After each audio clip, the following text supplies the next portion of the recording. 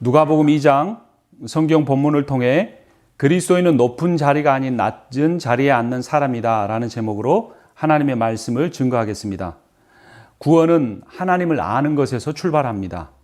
요한복음 17장 3절을 보면 영생은 오직 한 분이신 참 하나님을 알고 또 아버지께서 보내신 예수 그리스도를 아는 것입니다 라고 합니다. 그러면 하나님은 어떤 분이실까요? 하나님은 사랑이십니다. 요한 1서 4장 8절을 보면 사랑하지 않는 사람은 하나님을 알지 못합니다. 하나님은 사랑이시기 때문입니다. 하나님의 사랑의 절정은 예수 그리스도십니다. 요한 1서 4장 9절을 보면 하나님의 사랑이 우리에게 이렇게 나타난 바가 되었으니 곧 하나님이 자기 외아들을 세상에 보내주셔서 우리로 하여금 그로 말미암아 살게 해주신 것입니다. 하나님이시고 하나님의 아들이신 예수 그리스도가 인간이 되셨습니다. 하나님이 인간이 되신 것도 놀라운 사건입니다. 그런데 이보다 더 놀라운 것은 예수께서 태어나신 그 지역과 예수께서 태어나서 누이신 자리입니다. 예수께서 태어나신 곳이 어디인지 아십니까? 베들레헴입니다. 오늘 보면 누가복음 2장 4절에서 6절을 함께 보도록 하겠습니다. 4절을 제가 읽고 한 절씩 교독합니다. 요셉은 다윗 가문의 자손이므로 갈릴리의 나사렛 동네에서 유대에 있는 베들레헴이라는 다윗의 동네로 자기의 약혼자인 마리아와 함께 등록하러 올라갔다. 그때 마리아는 임신 중이었는데 그들이 거기에 머물러 있는 동안에 마리아가 해산할 날이 되었다. 아기 예수가 누인 곳이 어디냐면 말구유입니다. 말구유는 먹이통입니다. 베들레헴과 말구유, 이 두 가지의 예수 탄생의 의미가 있습니다. 예수께서 다른 사람에게 먹이가 되는 존재로 태어나셨다는 의미입니다. 먼저 베들레헴의 의미를 알아야 합니다. 베들레헴은 베트는 집이고 레헴은 떡입니다. 떡집이라는 것이죠. 예수께서 베들레헴에 태어나신 것은 예수께서 자신의 몸을 떡으로 우리에게 주어 우리를 살리기 위함이라는 것입니다. 요한복음 6장 51절에서 예수께서 말씀하십니다. 나는 하늘에서 내려온 살아있는 떡이다. 이 떡을 먹는 사람은 누구나 영원히 살 것이다. 내가 줄 떡은 나의 살이다. 그것은 세상에 생명을 준다. 구유는 말의 먹이통입니다. 이 땅에 인간이 되어 오신 하나님께서 먹이통에 누이신 것입니다. 오늘 보면 누가복음 2장을 보면 이 구유, 먹이통인 구유라는 단어가 3번이나 등장합니다. 성경을 함께 보도록 합니다. 누가복음 2장 7절입니다. 마리아가 첫 아들을 낳아서 포대기에 싸서 구유에 눕혀두었다. 여관에는 그들이 들어갈 방이 없었기 때문이었다. 너희는 한 갓난아기가 포대기에 싸여 구유에 누워있는 것을 볼 터인데 이것이 너희에게 주는 표징이다. 16절 그리고 그들은 급히 달려가서 마리아와 요셉과 구유에 누워있는 아기를 찾아냈다. 구유라는 단어가 3번이나 사용된 것입니다. 강조하기 위해서입니다. 구유는 십자가를 의미합니다. 십자가와 구유는 죽음의 자리이면서 동시에 생명의 자리입니다. 한 알의 밀알이 떨어져 썩어야 새 생명을 만들어낸다고 주님께서 말씀하셨습니다. 말구에 놓여진 그 나달이 죽음으로써 말이 생명을 얻게 되는 것입니다. 십자가에 달리신 예수 그리스도께서 죽으심으로써 우리가 생명을 얻게 되었습니다. 이 얼마나 고귀한 일입니까? 자신의 가치를 여러분 세상에서 찾지 마십시오. 여러분의 존재는 예수 그리스도의 생명만큼의 놀라운 엄청난 가치를 갖고 있습니다. 이 사실을 알려주기 위해서 예수는 태어나자마자 말구유에 놓여졌습니다. 소중한 여러분의 가치를 알려주시기 위해서입니다. 이것이 복음입니다. 이것이 기쁜 소식입니다. 세상은 어떻게 하면 성공하는지에 대해서 말합니다. 그러나 복음은 왜 성공해야 되는지, 진정한 성공의 의미가 무엇인지에 대해서 말합니다. 세계 최고의 인류 기업이라고 해봐야 어떻게 부자가 될 수 있는가? 어떻게 하면 매출을 높일 수 있는가? 어떻게 하면 인기 높은 신상품을 만들어낼 수 있는가? 다 how, 어떻게에 대한 이야기뿐입니다. 하지만 이 성경이 나타내는 복음만큼은 왜? 라는 질문에 대해서 답을 해줍니다. 왜 성공해야 하는가? 왜 공부를 열심히 해야 되는가? 왜 내 인생이 소중한가에 대한 그 이유, why, 무엇, what에 대해서 이야기해 주고 있습니다. 내가 그리스도인이라면 이러한 질문들을 하고 이런 질문들의 답을 할 수 있어야 합니다. 그 답은 무엇이냐면 우리가 성공해야 되는 이유와 우리가 공부를 열심히 해야 되는 이유와 내 인생을 가치 있고 소중하게 살아야 하는 이유는 내가 섬김을 받기 위해서가 아니고 섬기기 위해서라는 것입니다. 복음 안에 있는 사람들은 이미 예수 그리스도로 말미암아 최고의 자리에 앉았습니다. 왜냐하면 하나님이 나를 예수 그리스도의 생명보다 더 사랑하시기 때문에 더 이상 높아질 자리가 없다는 것입니다. 더 이상 올라갈 것도 없고 올라갈 필요도 없습니다. 그렇기 때문에 우리가 부자가 돼야 되는 이유는 다른 사람을 섬기기 위해서입니다. 우리가 최선을 다하여서 공부를 해야 되는 이유도 다른 사람을 돕기 위해서입니다. 이것이 복음을 믿는, 복음이신 예수 그리스도를 믿는 그리스도인의 삶의 목적이고 비전입니다. 높은 자리에 앉기 위해서가 아니고 오늘 설교의 제목처럼 낮은 자리에서 섬기기 위해서입니다. 사람들은 미래를 미리 알려고 애를 씁니다.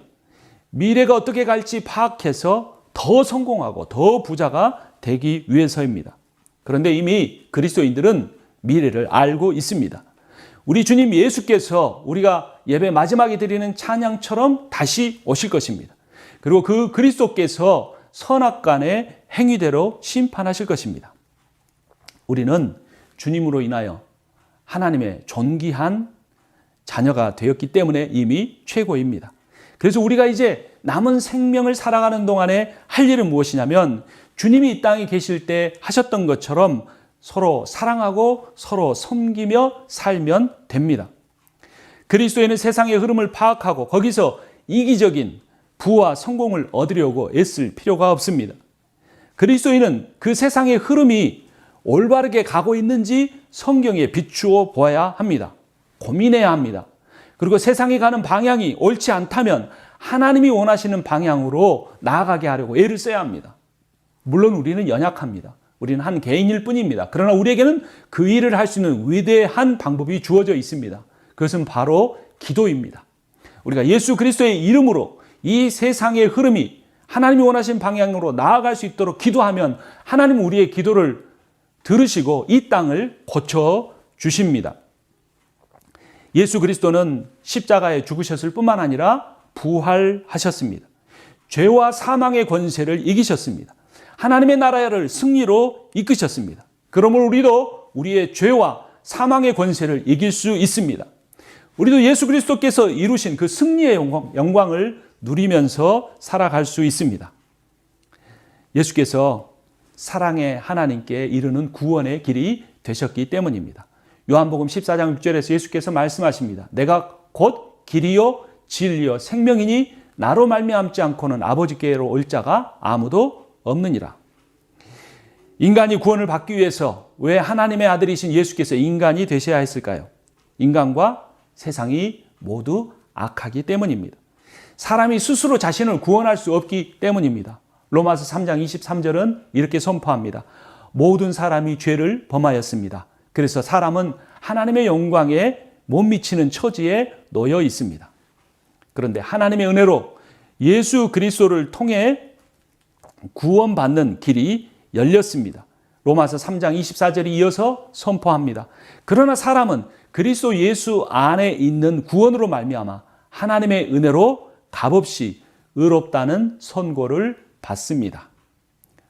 여러분, 근데 우리가 한 가지 알아야 할 사실이 더 있습니다. 구원은 끝이 아니고 시작이라는 것입니다. 하나님께서 사람을, 우리를, 여러분을 구원하신 목적이 있습니다. 하나님 나라를 완성하기 위해서입니다. 개인 구원이 목적이 아닙니다. 개인이 모여 지교회를, 지역교회를 이루어 갑니다.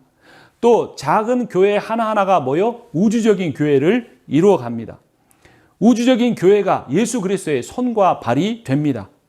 그리스도께서 이 우주적인 교회를 통하여 이 세상을 하나님이 원하시는 흐름으로 만들어 가십니다. 개인 구원과 기복신앙에서 벗어나야 합니다. 하나님의 나라를 위해서 자신의 삶을 헌신하고 때로는 희생할 각오를 해야 합니다. 고난받을 수 있어야 합니다. 구원은 따놓은 것이라고 착각하면 안 됩니다. 더 많은 복을 끝없이 추구하는 사람을 그리스도인이라고 생각해서는 안 됩니다. 하나님 나라를 보아야 합니다. 개인이 아닌 공동체를 보아야 합니다. 자기 교회만 아니라 이웃 교회들을 살필 수 있어야 합니다. 내가 살아가는 나라만 아니라 가난하고 고통받는 나라들 살펴보아야 합니다. 왜냐하면 이 모든 것이 다 온 우주가 우리 아버지이신 하나님의 소유이기 때문입니다. 성경적인 공동체를 이루어가고 이 공동체들이 서로 연합해 가야 합니다.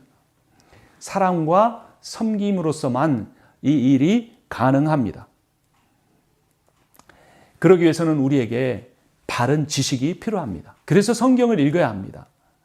인간의 본질이, 세상의 본질이 무엇인지 여러분들은 알고 계십니까? 그 사실을 알아야 합니다. 인간은 악합니다. 이 세상도 악합니다. 이 사실을 깨닫고 인정해야 거기서부터 우리가 온전히 하나님을 의지하는 삶을 살아갈 수 있습니다. 로마서 5장 12절은 이렇게 선포합니다. 그러므로 한 사람으로 말미암아 죄가 세상에 들어왔고 또 그 죄로 말미암아 죽음이 들어온 것과 같이 모든 사람이 죄를 지었기 때문에 죽음이 모든 사람에게 이르게 되었습니다. 사람은 모두 자기 죄로 죽습니다. 인간은 죄를 지으려고 노력해서 죄를 짓는 것이 아닙니다. 저절로 죄를 짓게 됩니다. 하지만 선은 저절로 결코 행할 수 없습니다. 엄청난 노력을 하지 않는 이상 선한 삶을 살기가 너무나 어렵습니다. 아무리 선을 행하려고 해도 내가 선을 행하려고 하는 의지보다 악을 행하고자 하는 의지가 나를 언제나 이겨버립니다.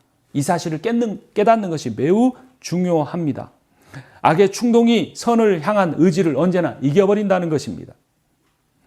각 개인만이 아닙니다. 그 개인들이 모인 사회가 그렇고 국가가 그렇고 그 국가가 만든 법률이 그렇고 그들이 만들고 살아가는 문화가 그렇습니다. 악할 뿐입니다. 이기적일 뿐입니다. 사람들은 겉으로는 정의를 외칩니다. 하지만 속으로는 어떻게 하면 내가 저 상대를 딛고 내가 그보다 더 앞서갈 것인가를 고민합니다. 세상의 구조가 그렇게 만들어져 있기 때문에 그렇습니다. 정치나 경제나 군사적인 영역에서만 그런 것이 아닙니다. 종교 분야도 마찬가지입니다. 이기적입니다. 서로 다른 교회보다 내 교회를 더 키우려고 하는 마음들이 있습니다. 다른 그리스도인보다 내가 그리스도인으로서 더 칭찬받기를 원합니다. 사람이 악하고 세상이 악하기 때문입니다. 악의 본질은 하나님을 떠남입니다. 사람이 하나님을 떠난 상태에서는 아무리 노력하고 애를 써도 그가 원하는 선을 행하지 못하고 원하지 않는 악을 행할 뿐입니다. 우리가 그러므로 노력하고 애써야 될 것은 날마다 새롭게 하나님께 나아가는 것입니다. 하나님께 나아가는 방법은 주님이 우리에게 주신 계시의 말씀을 매일 읽는 것이고 그 말씀을 붙잡고 하루에 짧은 시간이나마 진심으로 기도하는 것입니다. 하나님과 분리된 인간의 지혜는 선할 수가 없습니다. 비종교인보다 종교인이 더 문제입니다. 타 종교인보다 기독교 안에 있는 이단이 더 문제입니다. 이단보다 교회처럼 보이지만 교회가 추구해야 될 일을 추구하지 않는 유사교회가 문제입니다. 건강한 교회처럼 보이지만 그 교회 안에 소속되어 있지만 진심으로 전심으로 하나님의 말씀을 사모하지 않고 기도하지 않는 사람이 더 문제입니다. 우리는 이러한 유사복음, 가짜 복음을 믿고 살아가고 있지 않는지 돌아봐야 합니다. 하나님과 복음을 오해해서는 안 됩니다. 성공이 그리스도인의 뜻이 비전이 아니고 하나님의 뜻이 아닙니다. 부자가 되는 것이 진정한 복이 아닙니다. 성경은 처음부터 끝까지 낮은 자가 되라고 말하고 있습니다. 그리스도인은 오늘 설교의 제목처럼 높은 자리가 아닌 낮은 자리에 앉는 사람이 되어야 합니다. 여러분, 성탄 카드에 등장하는 사람들이 누구입니까? 동방박사들이죠. 세 가지 보물을 아기 예수께 드리는 모습이 카드에 많이 그려집니다. 성경의 내용과 다릅니다. 동방박사들은 사실 아기 예수의 탄생을 실제로 보지 못했습니다. 그들은 예수가 이미 적어도 돌은 지난 다음에 찾아왔습니다. 유대인의 왕이 태어났다는 동방 박사의 말을 들은 헤롯 대왕이 2살 아래의 아이들을 모두 죽이는 사건을 보면 알 수 있습니다. 오늘 본문을 보면 아기 예수를 처음 만났던 사람들이 누구인지 분명하게 가르쳐 줍니다. 우리 성경을 함께 보도록 하겠습니다. 누가복음 2장 8절에서 12절까지 말씀 우리 서로 교대로 읽겠습니다. 그 지역에서 목자들이 밤에 들에서 지내며 그들은 양떼를 지키고 있었다. 그런데 주님의 한 천사가 그들에게 나타나고 주님의 영광이 그들을 두루 비추니 그들은 몹시 두려워하였다. 천사가 그들에게 말하였다. 두려워하지 말아라. 나는 온 백성에게 큰 기쁨이 될 소식을 너희에게 전하여 준다. 오늘 다윗의 동네에서 너희에게 구주가 나셨으니 그는 곧 그리스도 주님이시다. 함께 읽습니다. 너희는 한 갓난아기가 포대기에 쌓여 구유에 누워있는 것을 볼 터인데 이것이 너희에게 주는 표적이다. 동방박사는 지위가 높았고 목자들은 지위가 낮았습니다. 당시 동방박사는 큰 나라의 정부의 고위 관리이고 첨단 학문을 공부한 사람들이었습니다. 반대로 목자는 로마의 아주 작은 식민지 유대라는 나라에서도 가장 지위가 낮은 사람들이었습니다. 그들은 가진 것이 아무것도 없어서 너무나 가난했습니다. 그래서 들판에서 밤을 새우며 다른 사람의 양을 쳐야 했습니다. 노숙자처럼 양들과 들판에서 밤을 지새워야 했던 것입니다. 하나님의 아들의 탄생을 알리신 천사가 이 온 세상 가운데 그 기쁜 소식을 처음으로 전한 사람이 바로 이 가난한 목자들이었고 천한 목자들이었습니다.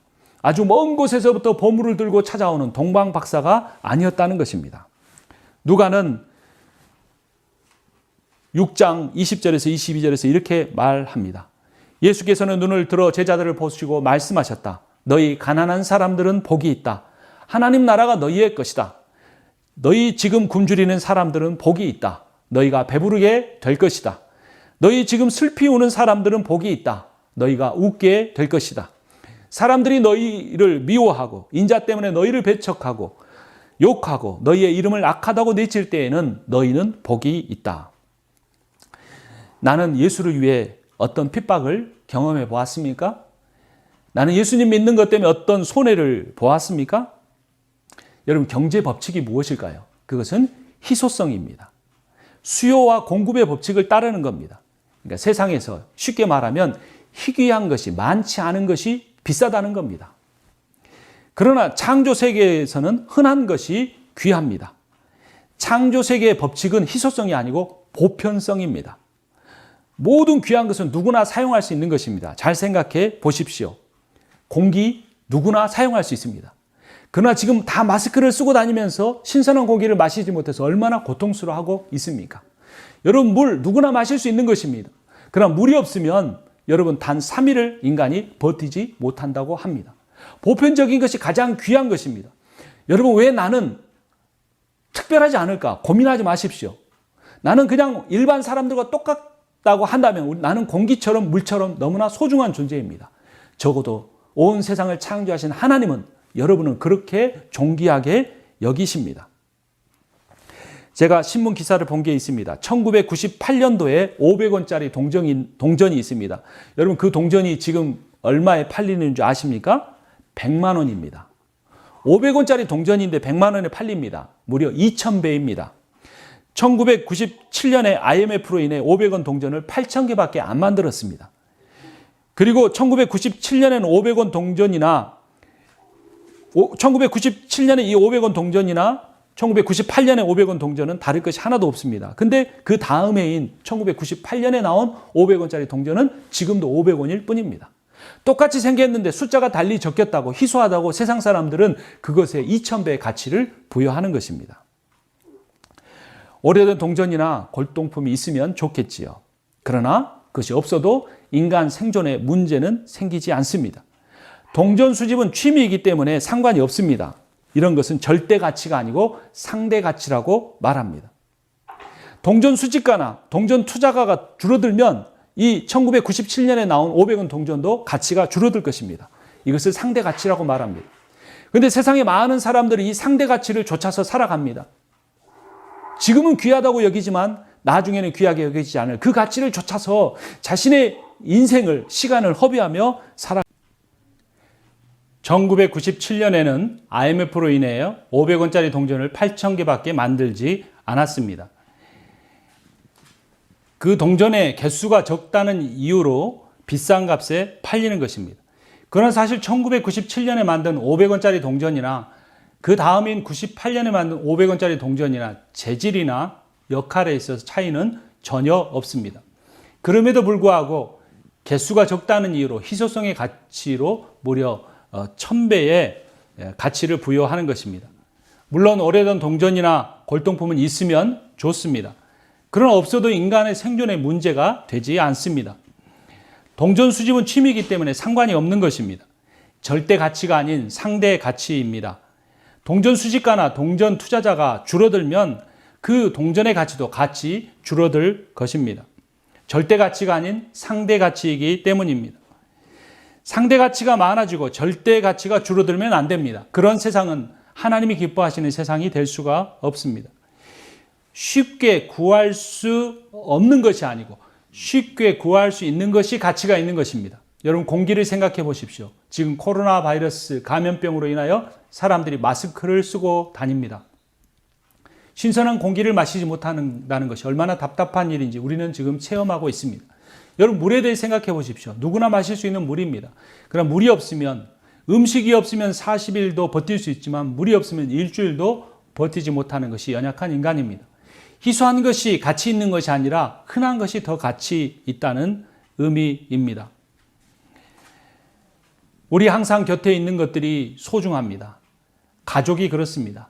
매일 함께 먹고 자고 살아가지만 우리는 그 가족들을 굉장히 귀히 여길 줄 모를 때가 많습니다. 상처를 주고 우리가 쉽게 말을 함으로써 서로를 힘들게 하기도 합니다.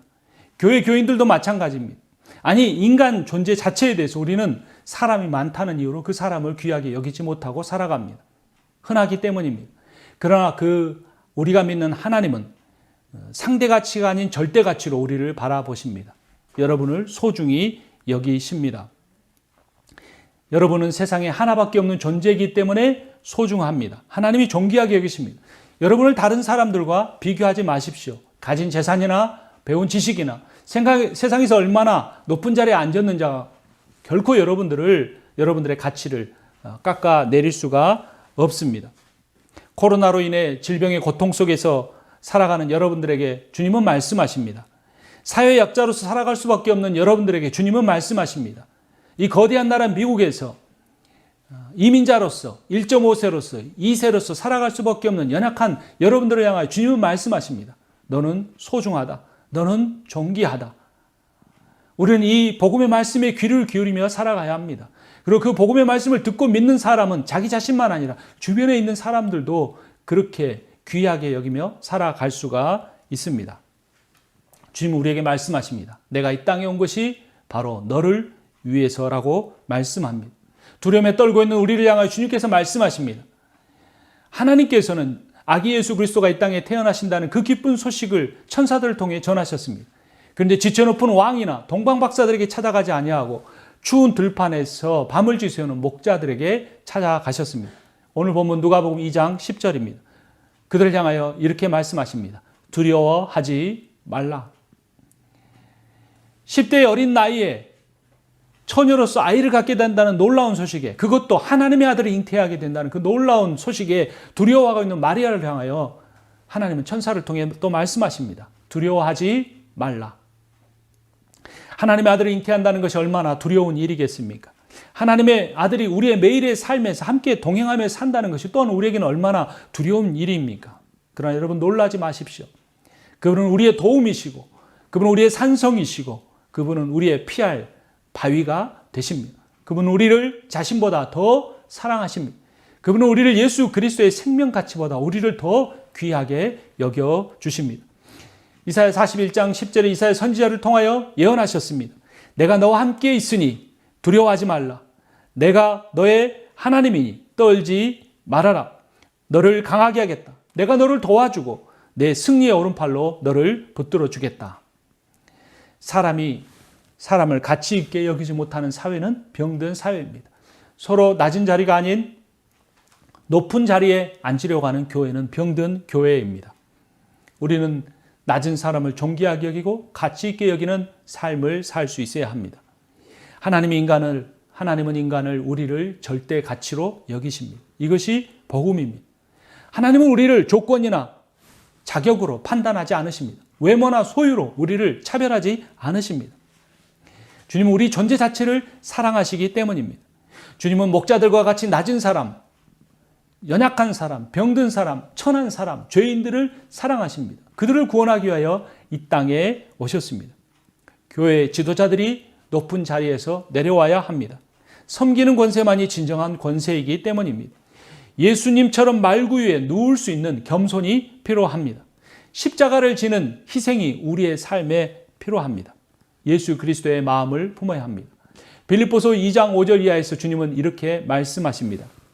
여러분 안에 이 마음을 품으십시오. 곧 그리스도 예수의 마음이기도 합니다. 그는 하나님의 모습을 지니셨으나 하나님과 동등됨을 당연한 것으로 여기지 않으셨습니다. 오히려 자기를 비워 종의 모습을 취하시고 사람과 같이 되셨습니다. 그는 사람의 모양으로 나타나셔서 자기를 낮추시고 죽기까지 순종하셨으니 이는 곧 십자가의 죽으심입니다. 그러면 하나님께서 그를 지극히 높이시고 모든 이름 위에 뛰어난 이름을 주사 영광받게 하셨습니다. 그리하여 하늘과 땅 위에 땅 아래에 있는 모든 것들이 예수의 이름 앞에 무릎을 꿇고 모두가 그리스도 예수는 주님이시라고 고백하여 하나님 아버지께 영광을 돌리게 하셨습니다. 여러분, 모든 주권이 이 겸손하게 순종하신 예수 그리스도께 있습니다. 우리가 이 고백을 말로 하기는 쉽지만 실천하기는 어렵습니다. 그러나 이것이 그리스도인의 사명이고 비전입니다. 그 사실을 오늘 누가복음 2장에서 성전 이야기를 통해 3번이나 강조합니다. 누가복음 2장 25절부터 제가 읽겠습니다. 그런데 마침 예루살렘에 시몬이라는 사람이 있었는데 그 사람은 의롭고 경건한 사람이로 이스라엘이 받을 위로를 기다리고 있었고 또 성령이 그에 임하여 계셨다. 그는 주님께 세우신 그리스도를 보기 전에는 죽지 아니할 것이라는 성령의 지시를 받은 사람이었다. 그가 성령의 인도로 성전에 들어갔을 때 마침 아기의 부모가 율법에 정한 대로 행하고자 하여 아기 예수를 데리고 들어왔다. 시몬이 아기를 자기 팔로 안아 받아서 안고 하나님을 찬양하며 말하였다. 주님, 이제 주님께서는 주님의 말씀을 따라 이 종을 세상에서 평안히 떠나시게 해 주십시오. 내 눈이 주님의 구원을 보았습니다. 이는 이방 사람들에게는 계시하시는 빛이요 주님의 백성 이스라엘에게는 영광입니다. 라고 선언했습니다. 두 번째 성전 이야기가 나옵니다. 36절부터 봅니다. 아셀 지파에 속하는 바누엘의 딸로 안나라는 여예언자가 있었는데 나이가 많았다. 그는 처녀 시절을 끝내고 7해를 남편과 함께 살고 과부가 되어서 80살이 되도록 성전을 떠나지 않고 밤낮으로 금식과 기도로 하나님을 섬겼다. 바로 이때 그가 다가가서 하나님께 감사를 드리고 내가 아버지의 집에 예루살렘의 구원을 기다리는 모든 사람에게 이 아기에게 대하여 말하였다 라고 선언합니다. 세 번째 이야기는 아기 예수가 성장하여 12살이 되었을 때 유월절 절기 때 일어난 사건입니다. 49절입니다. 예수가 부모에게 말하였다. 어찌하여 나를 찾으셨습니까? 내가 내 아버지의 집에 있어야 할 줄을 알지 못하셨습니까? 요셉과 마리아는 10대가 된 예수 그리스도를 잊어버리고 고향으로 돌아가고 있었습니다. 예수가 없다는 사실을 깨닫고 예루살렘으로 돌아왔을 때 예수는 성전에서 율법학자들과 논쟁하고 있었습니다. 이곳에서 무엇 하느냐고 물을 때 바로 예수께서 하신 말씀입니다. 이 세 가지 성전 이야기가 우리에게 주는 중요한 메시지가 있습니다. 예수께서 오신 목적이 건물로서의 성전을 허물고 예수 그리스도가 머리 대신 몸된 교회를 성전으로 세우시겠다는 이야기가 메시지가 담긴 것입니다.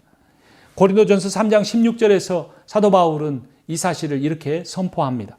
여러분은 하나님의 성전이며 하나님의 성령이 여러분 안에 거하신다는 것을 알지 못하십니까? 성전인 교회는 주님의 손과 발입니다. 교회가 주님의 손과 발로서 세상을 섬겨야 합니다. 예수는 태어나자마자 말 구유에 누이셨습니다. 자기 목숨으로 세상을 섬기기 위해서였습니다. 마태복음 10장 27절 28절에서 예수 그리스도는 이렇게 세상에 오신 목적을 분명히 밝히셨습니다. 너희 가운데서 으뜸이 되고자 하는 사람은 너희의 종이 되어야 한다. 인자는 섬김을 받으러 온 것이 아니라 섬기러 왔으며 많은 사람을 위하여 자기 목숨을 몸값으로 치러주려고 왔다. 섬김과 복종이 회복되어야 합니다. 주님께 복종하고 사람을 섬기는 그리스도인이 되어야 합니다. 주님도 섬기셨습니다. 자신의 목숨을 내어놓아 자기 백성을 구원하셨습니다. 예수 그리스도께서 이 땅에 오신 목적은 섬김과 사랑을 위해서였습니다. 하나님께서 이 사실을 많은 사람들에게 가르쳐 주시기 위하여 예수께서 이 땅에 오셨다는 그 복음의 첫 소식을 지위가 높은 왕에게, 권세자들에게, 부유한 사람들에게 전하지 않으셨습니다. 천사들은 가장 낮은 자요, 가장 가난한 자요, 가장 연약한 자인 목자들에게 이 복음을 먼저 전했습니다. 그리고 그 목자들이 가서 본 아기 예수는 황금 보자기에 쌓여 왕의 요람에 누여지지 않고 말구유에 놓여졌습니다. 그리스도인은 바로 이 예수 그리스도처럼 높은 자리가 아닌 낮은 자리에 앉는 사람입니다. 우리가 열심히 일해야 할 이유가 바로 여기에 있습니다. 우리가 열심히 공부해야 할 이유가 바로 여기에 있습니다. 높은 자리에 앉기 위해서가 아니라 낮은 자리에 앉기 위해서입니다. 낮은 자리에서 많은 연약한 사람들, 가난한 사람들, 병든 사람, 소외된 사람들을 사랑하고 섬기기 위해서 우리는 열심히 일을 하고 열심히 공부해야 합니다. 높은 자리가 아닌 낮은 자리에 앉는 사랑하고 섬기는 그리스도인이 되시기를 주님의 이름으로 축원합니다. 기도하겠습니다. 살아계신 하나님 아버지, 2021년 새해 첫 주일 예배를 주님 앞에 드리며 복음의 기쁜 소식의 말씀 다시 한번 듣게 하시니 감사합니다. 우리의 구주 되신 예수 그리스도의 마음을 품으며 살아가기 원합니다. 주님께서 이 땅에 오신 목적이 섬김 받기 위해서가 아니라 섬기기 위해서고 사랑하고 섬기기 위해서라는 사실 우리가 다시 한번 확인하게 하시니 감사합니다. 주님, 우리를 긍휼히 여기사 이 말씀 주셨사오니 이 말씀대로 낮은 자리에서 사랑하며 섬기며 살아가게 하여 주시옵소서.